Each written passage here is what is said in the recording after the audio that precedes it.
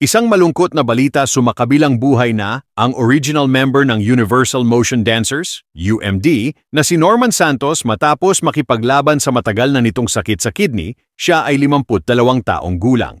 Kinumpirma ng kanyang partner na si Chato Maria ang pagpanaw ng dating UMD member nitong nagdaang Lunes, Pebrero 3, sa pamamagitan ng social media.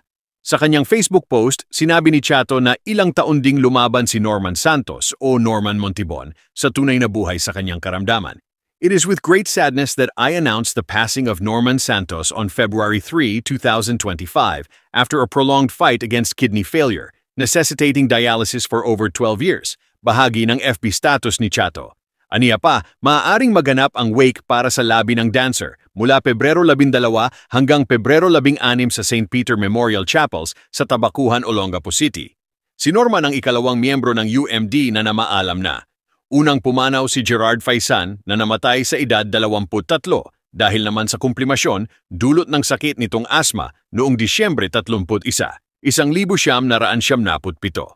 Sumikat ng todo ang all-male group na UMD sa entertainment industry noong dekada 90 na kinabibilangan din ni Wawi de Guzman, Brian Furlow, Marco McKinley, Jerry Oliva at ang kambal na sina Jim at James Salas.